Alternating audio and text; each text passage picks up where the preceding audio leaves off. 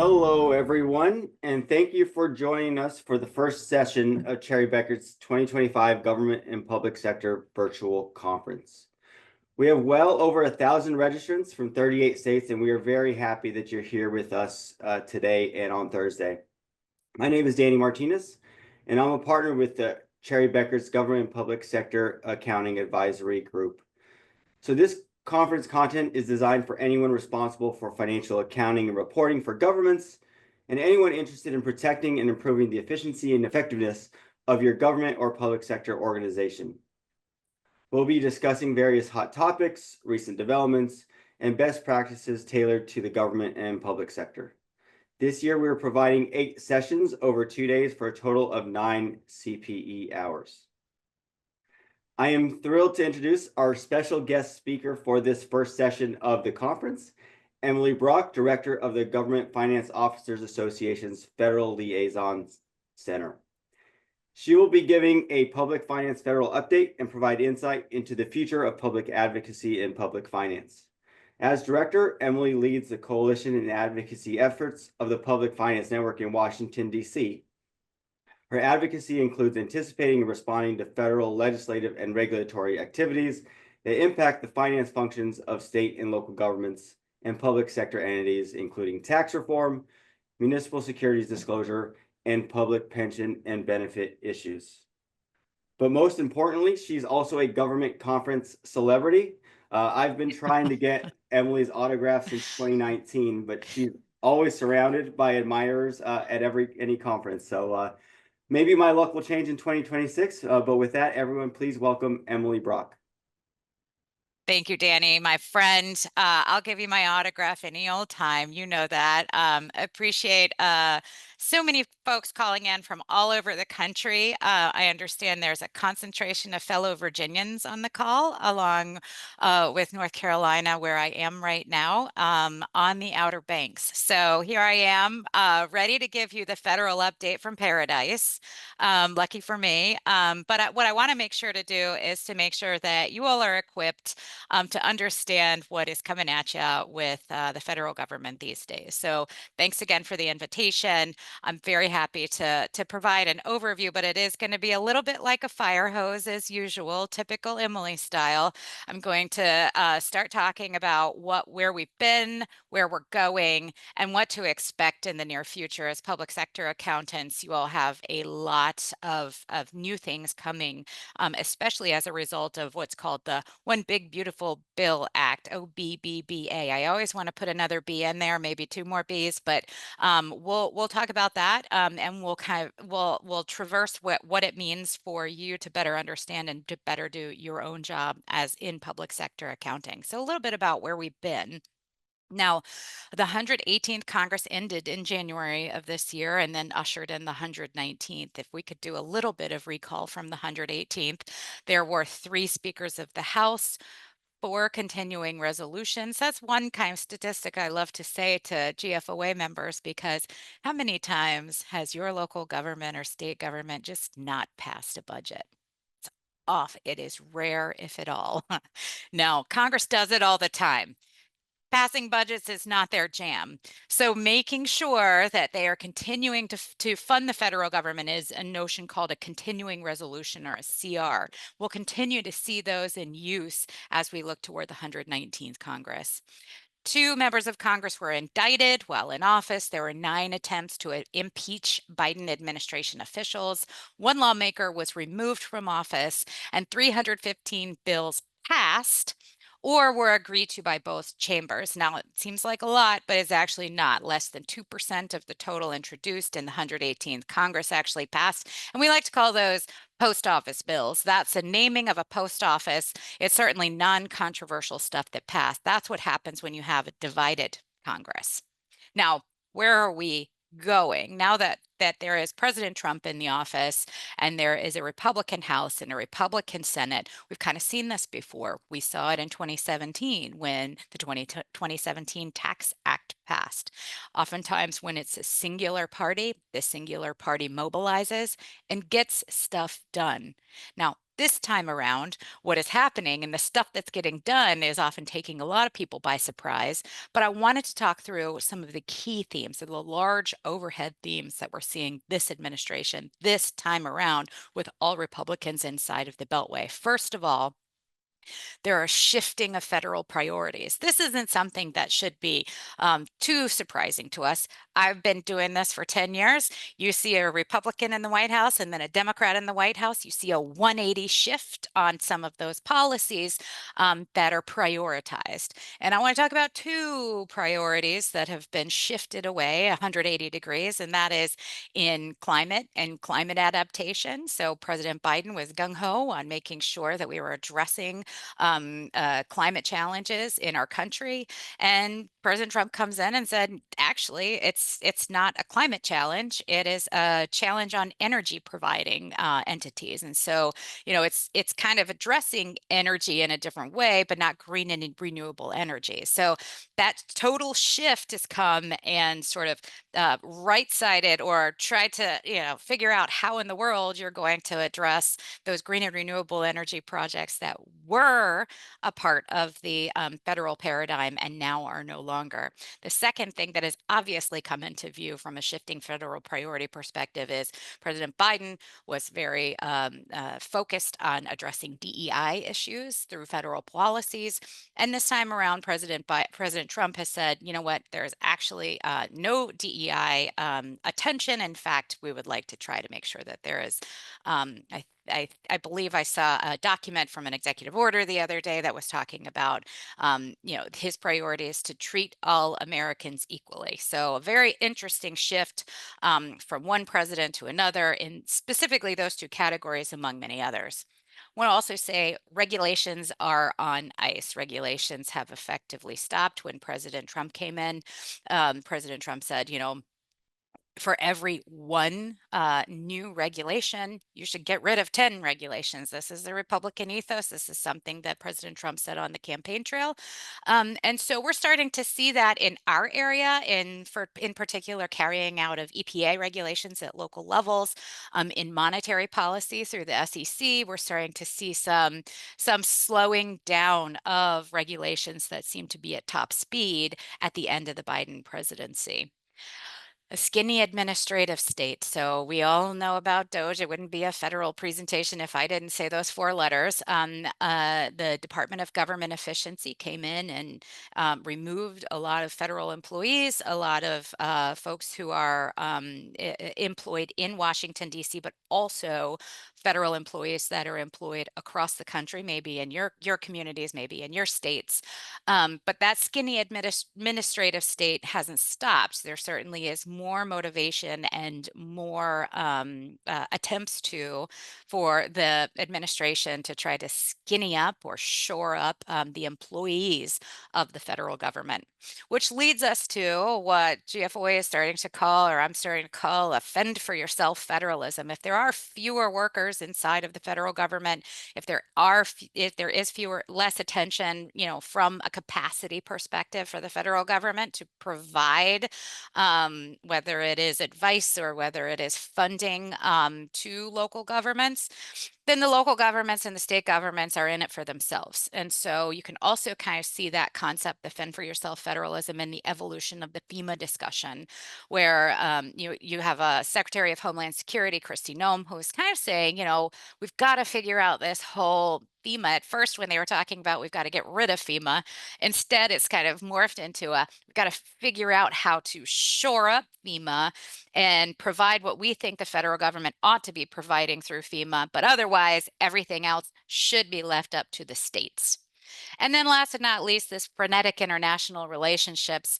That's certainly something that's impacting state and local government finance in the form of tariffs that we're currently in the middle of that. Anybody who looks at the Dow Jones recently has seen the discussion about tariffs. Will he or won't he? Where is it that we're going with this?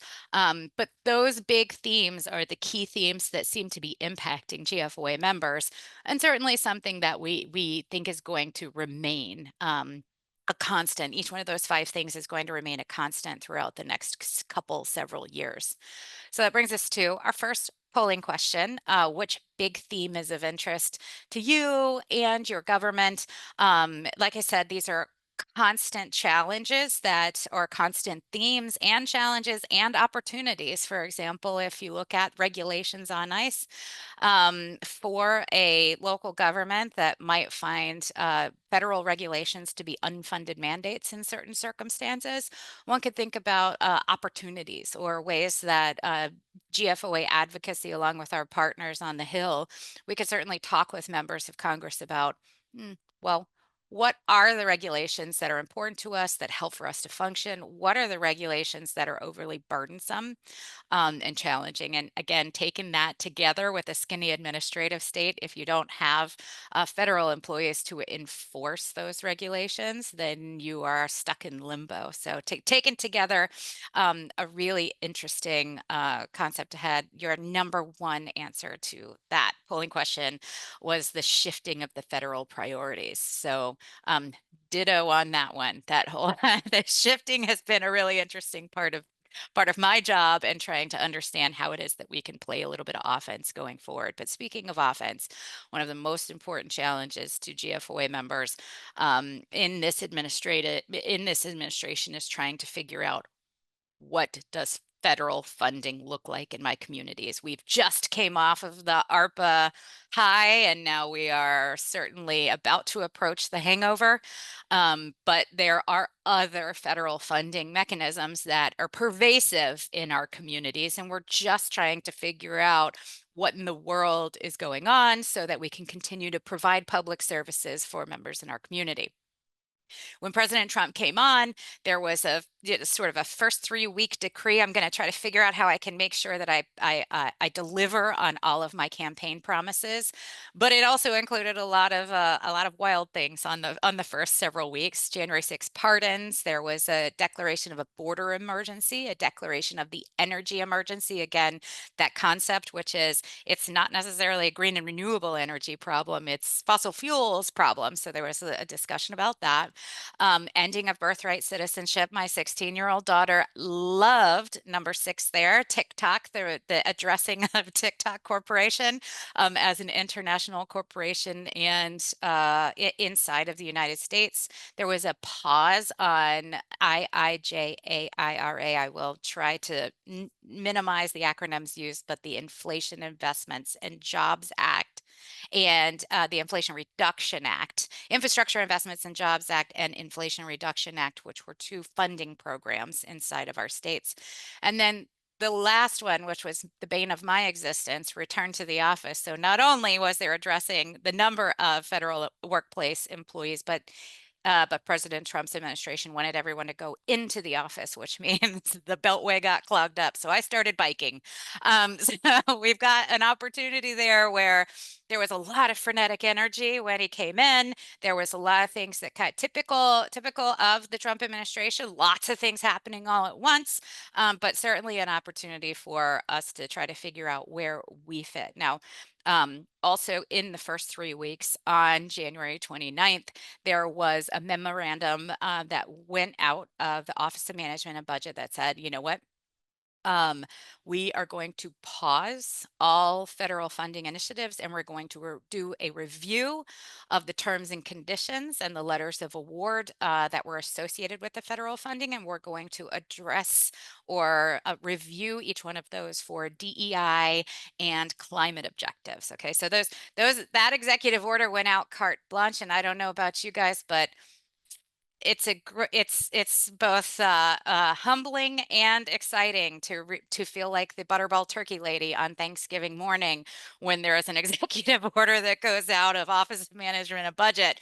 But what we had to do is we had to pause. There was actually a lot of GFOA members that called me and said, "Hey, Emily, can you fix it?" And boy, howdy, I would have loved to be able to fix it, but that wasn't my executive order. It was an OMB executive order, which led me to believe, well, maybe it's time right now to start to think about helping GFOA members understand what is an executive order. Well, an executive order is not law, but it is effectively an opportunity for the sitting administration to reinterpret existing laws. Okay, so while an executive order can't say, well, we reverse this act that Congress did, an executive order between one administration and another administration, the administration can come in and say, you know what, that other guy misinterpreted the law. And so now I'm going to reinterpret the law in the form of those federal funding. So, a lot of people said, hey, Emily, can this happen? Well, yes, it can happen. But I think what people were trying to ask me is, should this happen? I can't answer that question. I can say, from an executive order perspective, a sitting president can reinterpret the previous president's executive order. So we're talking about that in the context of federal funding. Like I said, President Trump said, you know what? President Biden got it wrong. I'm reinterpreting it. And here's what are my priorities, which include sort of erasing the DEI progress, making sure that there's different interpretations of climate.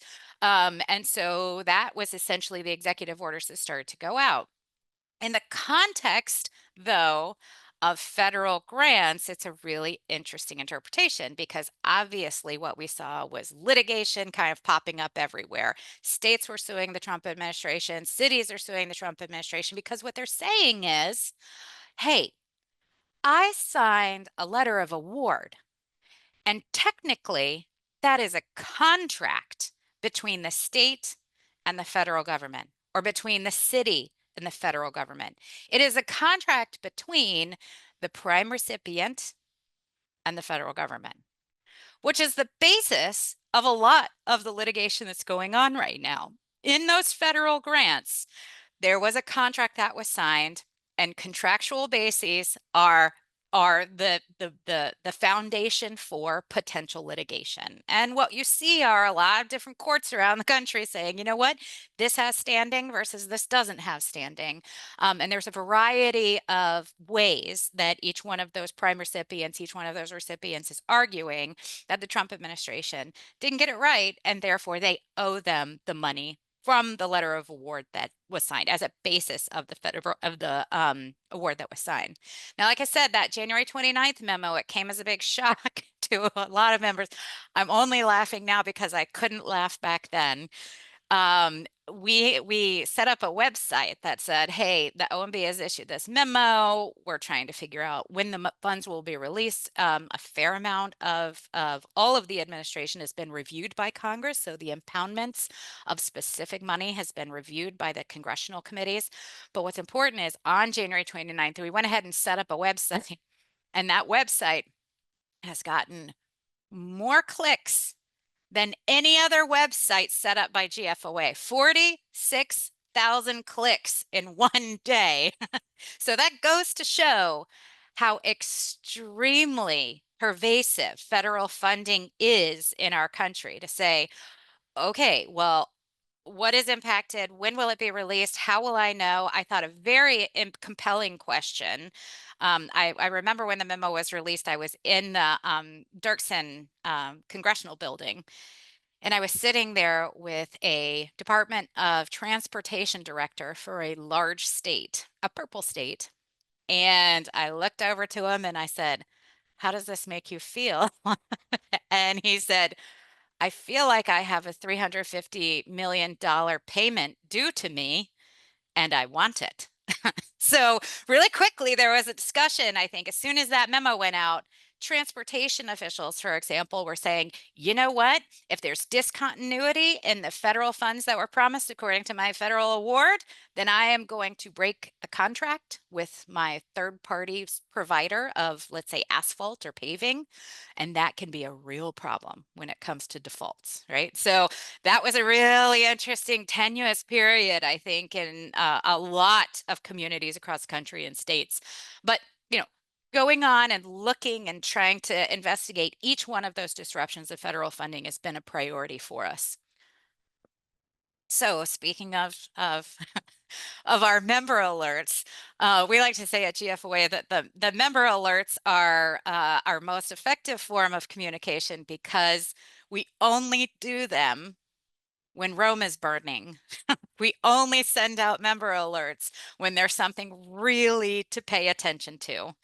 And like I said, that member alert drove 46,000 clicks to our website, which was pretty remarkable. And certainly an element of our communications network, which also includes our newsletters, our government finance review publication, as well as our community forums on our webpage. So we're excited to be able to provide information for our members, live time, real time, via a lot of different methods.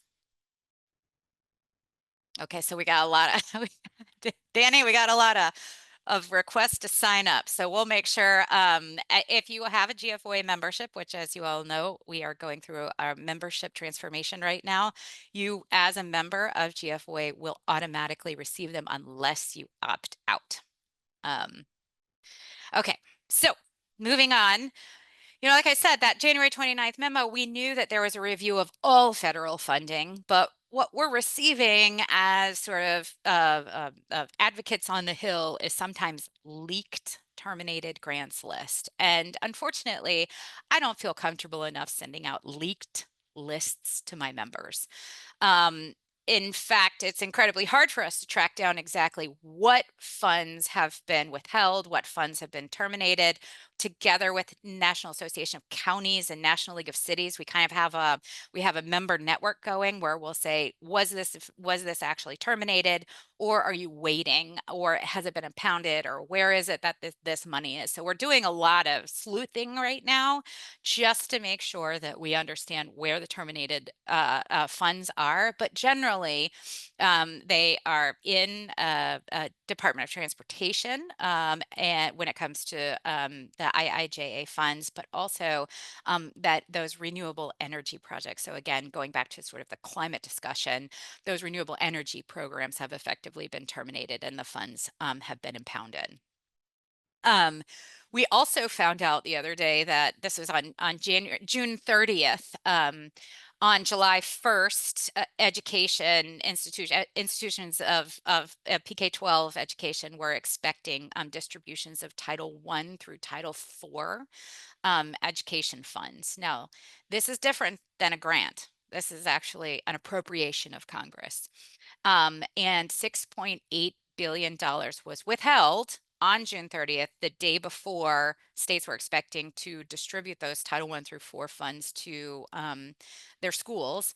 And we were trying to figure out, well, what's happening here? Are these funds actually withheld permanently? What is the status of these funds? And of course, talking to the Department of Education, along with our friends at ASBO, we were just trying to, we were trying to get a sense of, are these officially clawed back? What is the process? So another education effort for GFOA and our members is to try to figure out when there is what's called an impoundment, that people understand there is a process.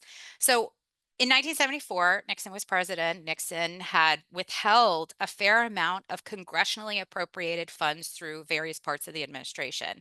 And Congress, was sizing him up. They were looking at Nixon and they were saying, no, no, no, no, no, no. That is our appropriation. I mean, we've all seen Schoolhouse Rocks. We know how this works. Congress has the power of the purse. So if Congress says, I want to distribute $6.8 billion, they do it deliberately and they do it on a vote, right? They make sure that that it is documented that they want that money to go for that purpose. If the president stands between them and says, you know what, I know you want those $6.8 billion, but I don't really want it to go. And so therefore, I'm going to stand in between the schools and Congress. And so, back in the Nixon days, Congress said, you know what? You can't stand between us and our appropriation. In fact, if you don't want them distributed, you have to tell us why it shouldn't be distributed. So here's the process for a specific impoundment. Again, congressionally appropriated funds. First, president stands between Congress and the recipient of the congressionally appropriated funds. Step 2, I wish I was making this up, but it literally is called in code, president has to send a special message. That special message to Congress is telling them, look, I don't want these funds to go, or rather, in fact, I think we should pause these funds and think deliberately, or at least work with the recipients about what kind of outcomes we want from these congressionally appropriated funds. So the president can tell Congress, really, it's just a deferral. We're going to temporarily withhold these funds, but not longer than the fiscal year, which ends on September 30th. Or it is a rescission. And so the rescission is the president says, no, we want to cut these funds. We don't want this money to go out at all this year. And therefore, Congress, I'm requesting that you rescind these funds. So then it goes to Congress. Congress has to say, within 45 days, all right, Mr. President, you were correct. We didn't want these funds to go out in the first place. And Congress has to pass a rescission, literally pass a law that pulls back the $6.8 billion. When it comes to the education funding, it appears as if President Trump was inserting himself between Congress and the recipients of those funds. But at the end of the day, President Trump relented. He did send a special message, but he relented and he said, okay, the distribution of these funds can be made. So keep in mind, the Impoundment Control Act was created because it very likely may happen more often than this just once. So know the process, understand there is a process, and become familiar with the process, I think, is our main goal, to make sure that, as recipients or beneficiaries of federal funds, whether it's through funding, through grants, or it is in fact an appropriation of Congress, these types of things might continue over the next couple of years. And so because of that, we've told our members to just sort of how you say, gird their loins. just look on the inside and see what tools you have as a state or local government or political subdivision or school. Make sure that you understand what's happening on your federal grants front. Make sure that you are in defense of what you are owed by virtue of your letter of award or by virtue of a congressional appropriation. So we created a website. This is the QR code for just a general repository of all the things that we've created in grants management. And we've come up with just 5 guiding principles. Number 1, make sure as a city or a county or a political subdivision, you have an inventory of all grants. We actually recommend that you try to keep that inventory at the management level. Make it a central nexus inside of your organization, so that you know exactly what grants are going on across your organization. Prep for the single audit. I'm sure Cherry Bekaert loves for me to say that, but it is actually a best practice to make sure you are ready for that single audit. And as of fiscal years ending after October 30th, boy, I'm going to mess this up. It is over $1 million in federal spending. Make sure that you're preparing and understand the status of future grant activity, whether it is a mandatory or discretionary funding from the federal government. Make sure that you are paying attention to what's happening in both now and expectations for the future. Make sure that you are talking with program staff, that they are dotting their I's and crossing their T's. If in the event there is litigation, you have to make sure you did everything right, as well as the other party to the contract. And then last but not least, and this is kind of in honor of the states with mega transportation contracts, let's say a transportation grant is terminated or rescinded, make sure you're doing extra due diligence before entering into those third-party contracts with the asphalt company or the construction company that's carrying out that third-party product of the federal funds in your community. Now, another thing that we say to our members is what became abundantly clear in ARPA is Congress tends to use words that they don't really understand fully. How do I say the word obligation became a central part of my career over the past 5 years, because in ARPA, Congress decided to use the word obligation without really knowing what it meant. And so now here we are, at the end of the obligation window that was on December 30th. Now we're moving forward and we're trying to say, okay, what's the best defense mechanism for you as a federal funds recipient? Well, it's to know exactly what your policies and procedures are, because if the federal government can't figure it out, You make sure you are 100% certain on the definition of the terms that you are using to spend these federal funds. Because again, you're dotting your I's, you're crossing your T's. And so our suggestion, of course, is to make sure that you fully understand. And it actually might be helpful if not only you as the accountant or the CPA in your institution, but also the elected officials, also the mayors, make sure that everyone understands what the heck 2 CFR 200 is. Make sure everybody knows what it is. Make it a learning event in in your organization so that everybody knows the rules and everybody uses the same terms. And because, as I said, that's where all of this litigation is coming from. Boom, boom, boom. You see states, you see universities, you see cities, you see class action, you see all these things kind of coming in because everybody's saying, well, I obligated it. Well, did you obligate it? How is it that GAO is like determining what an obligation is? And so how is it that OMB is defining it in 2 CFR 200? How is it that the granting authority is defining it? Just make sure that you know exactly what it is that you have defined it as. All right, so now I'm gonna turn the tables and talk for the last couple minutes on where are we now? What did we end up with the One Big Beautiful Bill Act? This is a QR code that'll take you directly to GFOA's OBBBA sort of rundown.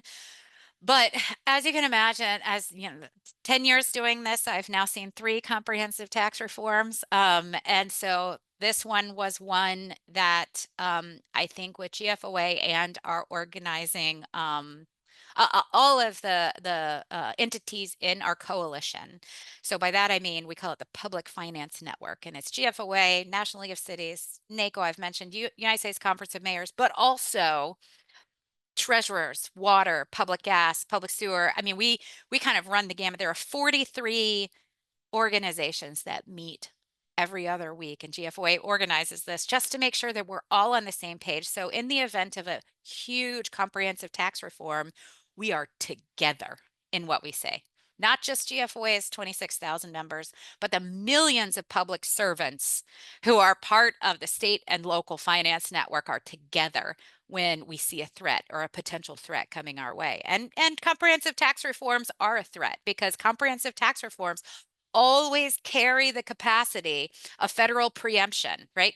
Anytime there is a federal comprehensive tax code that's coming in, they could say, hey, state and local governments, we will restrict you from doing X, Y, and Z. That federal preemption is something that the Public Finance Network fights.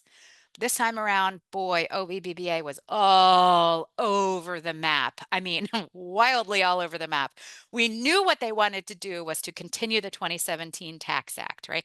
We knew that there were general structures of the 2017 Tax Act, but we didn't realize how many other randoms were going to kind of come back in. Like, for example, when we talk about SALT or the SALT deduction, we didn't realize as a basis of funding for the 2017 Tax Act that President Trump on the campaign trail would go ahead and say, you know what, we don't like the salt cap. And so as a basis of funding the 2017 Tax Act, we started to say, oh no, well, if you don't have SALT to pay for this next Tax Act, what are you going to use to pay for it?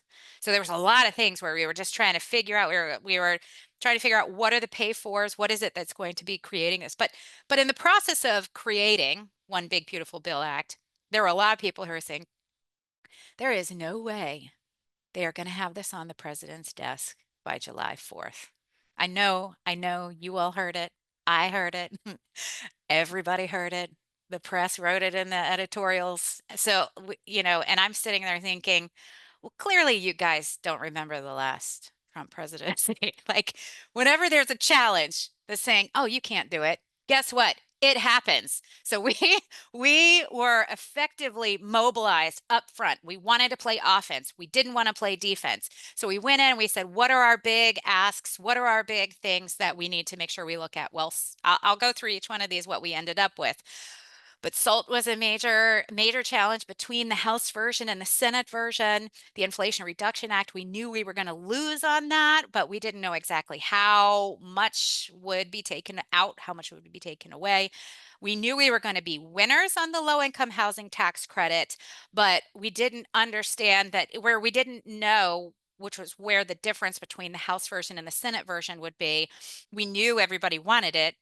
Affordable housing is the darling of Congress right now, but we didn't know if it would be made permanent or temporary. We knew child tax credits would be an extension of the 2017 Tax Act. We knew we felt very strongly again that this was a bipartisan darling. Everyone was going to try to fight to make sure child tax credits remained in the bill. We didn't realize opportunity zones would be also something that would be addressed, but in a permanent way. And then, of course, we knew Medicaid was going to be a part of the conversation. We knew both Medicaid and SNAP would be a part of the conversation, simply because mandatory spending was something that we had heard early from the House that was something that they wanted to use to pay for instead of SALT. And then, of course, we were focused on continuity of municipal securities. We thought for sure we were on the chopping block, but thankfully we came out scot-free. But interestingly, inside of the One Big Beautiful Bill Act, this is kind of a theme that flows over from the previous part of this presentation, there were actually congressionally passed rescissions of previous funding in the One Big Beautiful Bill Act. So in transportation, there was rescinding of neighborhood equity and access grants. But again, it claws back unobligated funds. So as you can see, they defined in One Big Beautiful Bill Act, if it is unobligated, we are clawing it back to pay for other tax priorities. And there's also transportation initiatives that were highway connectivity programs in specific states that were clawed back. And also we saw clawed back funding or rescissions of previously enacted funding in EPA, both in the emissions reductions grants, climate pollution reductions grants. So, importantly, the programs are retained, but it claws back those unobligated funds. And then we saw complete elimination of programs like the Greenhouse Gas Reduction Fund was completely eliminated. So that was an important element that we didn't see coming, but we knew had to be a part of the overall package in order to pay for it. Mention municipal bonds. Not only were they retained, interestingly, municipal bonds were expanded to include spaceports. This is an important provision for states and or communities that have spaceports in them. And so there are some as I have come to know now, doing my research in Virginia, also Georgia, and we're starting to see exploration, for lack of a better term, of spaceports in Arkansas. But obviously, this is a boon to Texas and to Florida, who have active spaceports. But it's been essentially what it says is that infrastructure used to build spaceports is now an eligible tax-exempt use of municipal bonds. So that being a major priority for GFOA and our members, the next polling question is, how important is the ability to issue municipal bonds for the capital projects of your government? I'm hoping above all hopes that everyone says essential. Whether or not you choose to debt finance, having them there as an option is a primary objective of GFOA. We are all about making sure there is not federal preemption on access to capital for infrastructure across our country. But nevertheless, we are constantly working with our peers associations to make sure in defense of the municipal bond tax exemption.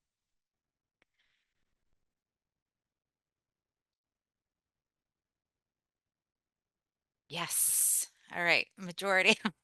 The majority says essential. But nevertheless, we do understand the purpose of having those capital markets is not for everyone to issue debt. We are not pro debt.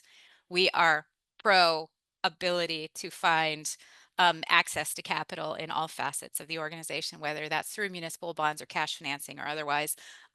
So Then moving on, of course, like I said, salt was a major pay for the previous tax act. And so we looked for and we said, oh my gosh, this is a really interesting concept because in the House, as we know, there's a very tiny margin of Republicans to Democrats, a slim margin. So all that the Democratic caucus has to do is to peel a couple of Republicans away out of a major vote, and the whole plan could have come crashing down. And that's salt.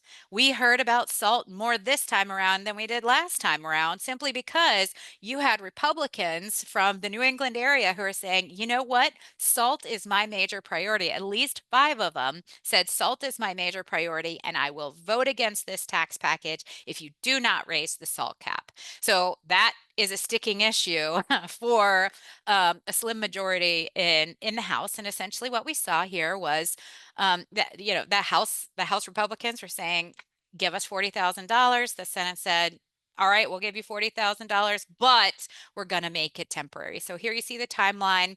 The salt deduction limit is 40,000 with a MAGI of 500,000. So modified adjusted gross income.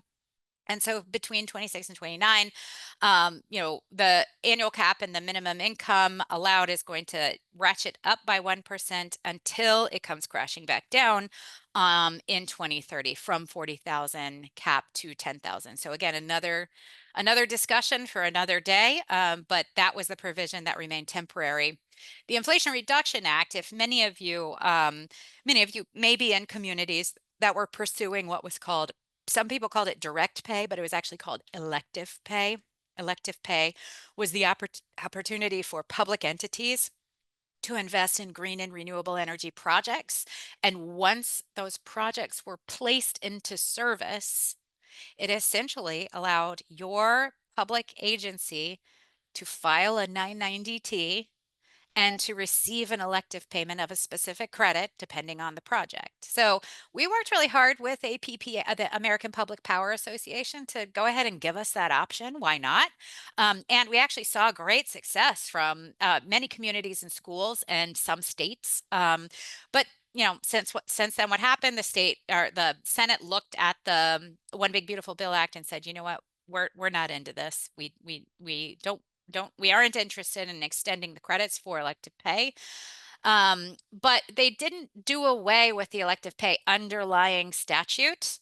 Instead, what they did is they did roll down. So technically we had a 10-year window or a 10-year horizon built into the Inflation Reduction Act. And what One Big Beautiful Bill Act does is it shores up those possibilities or those potential for communities to invest in green and renewable energy credits underneath the Inflation Reduction Act. You can see here when the expiration of those tax credits are happening. Now, also a part of that, which the Senate kind of was debating, was whether or not the participation of foreign entities of concern, which is not a new concept in federal code. Foreign entities of concern technically are impermissible connections, have impermissible connections to China or other disfavored countries or entities. So what they say is not only is this elective payment expiring, but also if you have FIOC participation, if you buy solar panels from an impermissible connection to China, for example, then you give up the opportunity to claim an elective payment.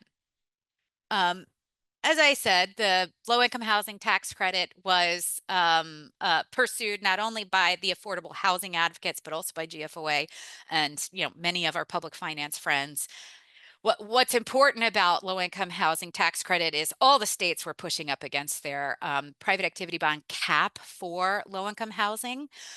So essentially, what the credit allows is for a project that is 50% funded by municipal bonds to have a 9% credit allocation.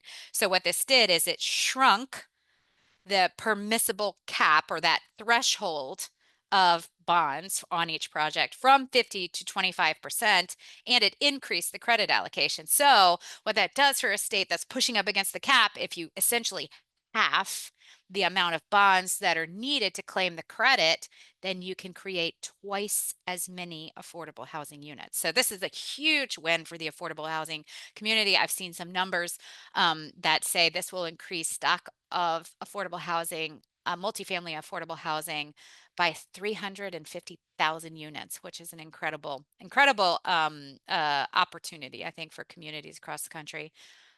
Also, again, a bipartisan initiative was to increase and extend the child tax credit. The House had a temporary increase on the child tax credit, but the Senate decided to go ahead and reduce it from 2,500 to 2,200, but extend it into perpetuity or make it permanent. I think the child tax credit is an important component for public finance, people who work in public finance, simply because it is going to be a benefit into perpetuity for communities or for members of your communities. So it's important to note those things are a part of what's happening. Also, opportunity zones. In 2017, opportunity zones were created in order to have some private investment in public infrastructure. Now what we have is a permanent extension of opportunity zones. We only had 8 years to try to figure out what the heck an opportunity zone is and whether or not investors would invest in it. We don't have a whole lot of data to understand the efficacy of opportunity zones. What's exciting now is that we have a permanent extension of opportunity zones. So we might now have an idea of whether or not this actually works in the future. So pretty an interesting concept. This is very, very well vetted, this concept of using Medicaid or reductions in Medicaid to pay for the other elements of One Big Beautiful Bill Act. So I won't go too far into this, but in general, Medicaid is what's called a discretionary fund. So this was something, yeah, this is like your YouTube TV bill. This is a subscription we paid for a long time ago. So if you renegotiate the contract, what that means is it potentially could reduce permanent federal funds for these programs, Medicaid and SNAP. And that's the purpose. That's why they looked into these funds, to make sure that there was a federal funding stream that could be reduced, and the obligation could be reduced for the federal government so that it could pay for the other elements of the One Big Beautiful Bill Act. Now, this will impact a lot of communities in a lot of different ways, but from a timeline perspective, the efforts to reduce Medicaid and SNAP benefits will not go into effect until after the next election. So it is pretty far down the road, and that's why you don't see necessarily specific estimates from states yet, but they are seriously thinking about what the impact might be. Now, what's a more immediate impact that I have 3 minutes for is this tax on tips and overtime. While the tax on tips is probably not important for public finance, members of GFOA across the country, the tax on overtime certainly is.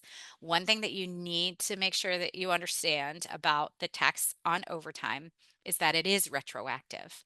That tax on overtime is effectively gone away as of January 1st, 2025.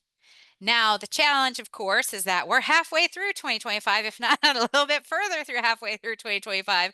So a lot of GFOA members are saying, what's happening? How do I figure out what is qualified overtime, and how does that qualified overtime then reported on the W-2s that I'm creating for members of my community, so that in April of next year, they then can claim that top line overtime benefit. So, well, the resource impact really is a question for the states, because they have passed budgets that have tax on tips and overtime effectively written into those budgets and those resources.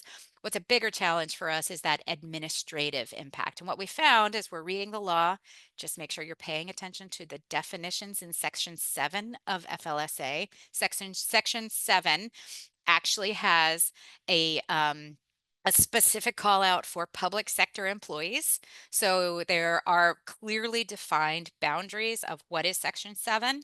I see there's tons of questions coming in the chat. So while there's Section 7 boundaries, this is where most of our questions have come in. I want to also say the federal government is not changing the format of the W-2 to accommodate this. So as we are finding the definition of Section 7 overtime, that qualification of overtime, it'll likely be an addendum to the W-2 that is a separate document. We will be advocating in the IRS. We will be talking about the challenges of this. We will be making sure that they understand what it is that we can do and the resources that we need to be able to comply. But there is, on August the 18th, there's an executive order that says that we need to start seeing the implementation guidelines. Just know fast implementation guidelines are not as good as good implementation guidelines. So I was talking to Danny before we started. I'd rather have something good than fast. The first round might not be the answers that we need, but GFOA will be paying attention to very specific information and making sure that you have what you need in order to comply with the transition rule, certainly by the end of this calendar year. There are also things, I know there are ASBO folks on here, school budget officers. There are a lot of education components of One Big Beautiful Bill Act, as you can imagine, mostly in higher education. But we are here to advocate along with NACUBO and our education associations, our education friends. So with that, I want to say, like I said, I've been bragging about the Public Finance Network. This is us. This is all of us. We talk every other Tuesday. We have a lot of fun. We have a great time. We try to keep things positive and moving. And I am appreciating the heck out of these icons floating up. So thank you, Danny, again for having me. I appreciate you. If I can be of assistance or answer any questions beyond this, I'm certainly happy to do that. Perfect. If you can click over one more slide for the final polling question. Thank you. Thank you. And if you're wanting more information and resources about Emily's work at GFOA, please go ahead and select there. As you all are responding, I'll go ahead and conclude the session. First of all, thank you, Emily, for taking the time while being out at the Outer Banks to do this for us. Greatly appreciate you taking the time. If any of you guys hadn't seen Emily do this type of presentation before, now you know why I said she's the conference celebrity, and she just kills it at this every single time. Some of you all submitted questions. Yep. Most are administrative. If you submitted a question, we will make sure to get back to you. And this does conclude the first session of our series. The next session is going to start right after this at 11 a.m. Eastern, discussing government efficiency through the use of performance audits. So if you haven't registered for the next session, check the chat and we'll provide a link to the registration site. You're also going to get a short survey, which will show up after you leave the session. So you can respond and say, you know, how you felt about this first session. Recordings will be available in about a week. The email that you signed up to, you will also get an email of the PDFs of these presentations when we get that out in our post-conference follow-up. Thank you again for joining us on this first session. I hope you stay with us through all 8. I will see you on Thursday. I'm going to be turning over the MC duties for the rest of today to Denise Lippener, another government public sector partner who will be taking my spot. Thank you all again for joining, and I will see you on Thursday. Goodbye.